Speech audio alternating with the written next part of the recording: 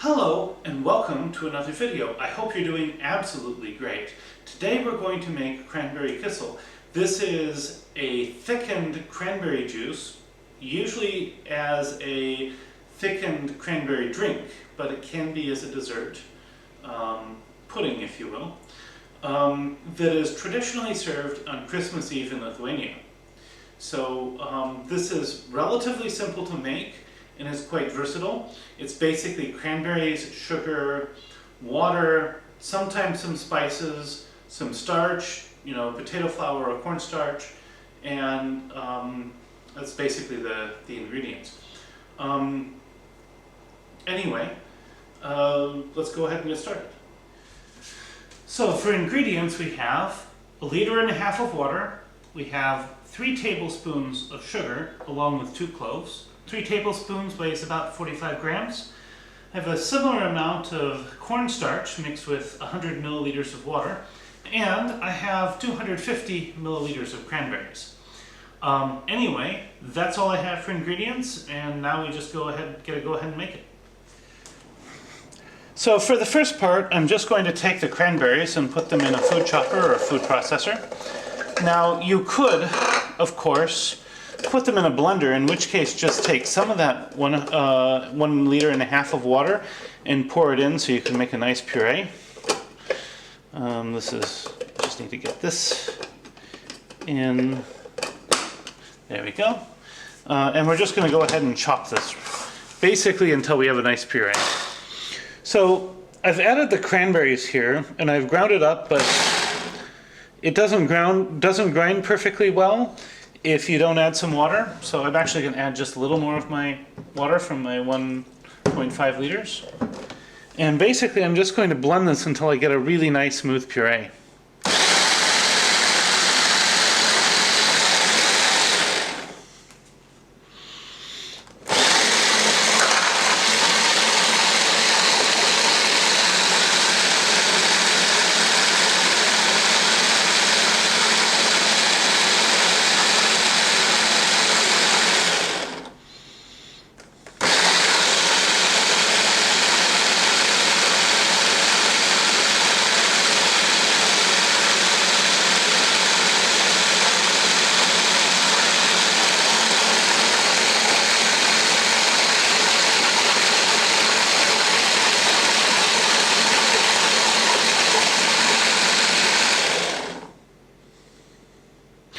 This is looking good. Next, the cranberries.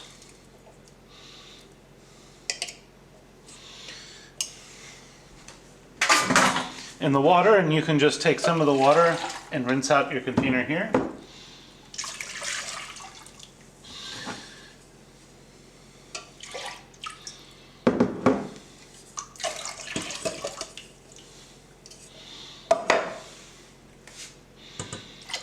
Just add the rest of the water, the sugar and cloves, and we're going to bring this to a light simmer. I'll be back once it's simmering. So now this is steaming, and we're going to bring it all the way up to a boil. Let these little pieces here that are still there from grinding break down a bit. Then we will add the starch. We could run this through a strainer in the meantime, and I may do that still. I haven't decided. But we'll taste, we'll correct for sugar, and then we'll add starch. Anyway, I'll be back soon.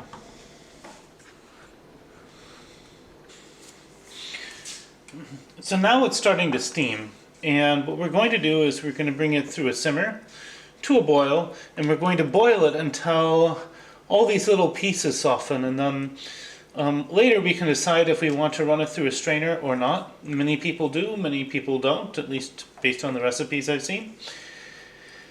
And then we'll taste it, correct for amount of sugar, and then once we're happy with that result, we'll add the starch.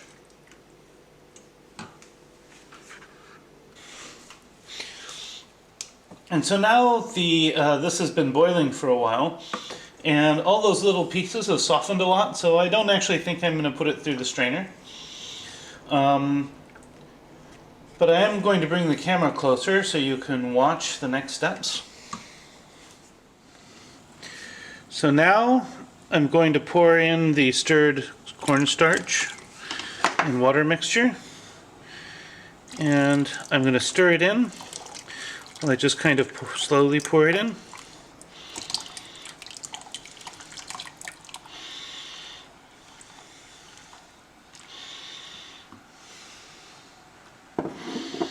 And here we're going to just try to get it to heat up until the color kind of gets thinner, so all the cornstarch is dissolved. And then we'll go ahead and set it aside to cool a little bit. And I'll show you how to keep a film from forming on the top. So I'm just going to bring it back till it just barely starts to boil again, and then we'll go from there.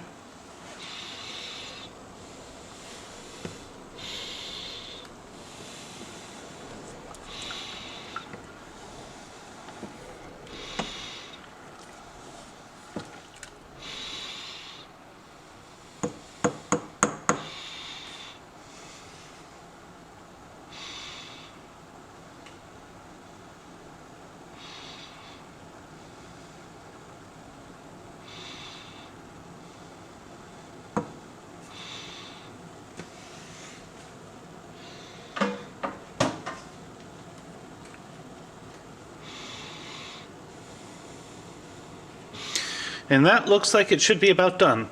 Now, what I'm going to do here is I'm going to let it cool just a little bit. Then I'm going to pour it in a warmed up glass jar or a glass pitcher, the same one I had the water in, but I'm going to heat it up first so it doesn't crack. And then we'll go ahead and sprinkle some sugar on the top to keep a film from forming. Now, it's very important here, if you're working with glass that is not heat resistant, to heat it up properly. If you don't do that, it can crack. So I heated this up with hot tap water.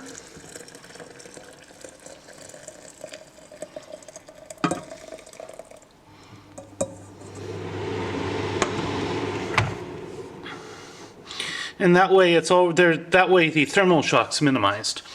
Now, if I just leave it like this, I'm going to get a film on the top. So I'm just going to lightly sprinkle some sugar on the top of the drink. And that will inhibit the formation of the starch film. So I'll come back once this has had a chance to cool and we'll do the taste test. And so here we have our cranberry Kissel. I'm going to go ahead and take a little bit of a glass of this and have a taste test. I love the color of it, and you'll notice that the sediments all sunk down, so we didn't even really need to strain it. And let's go ahead and just take a test.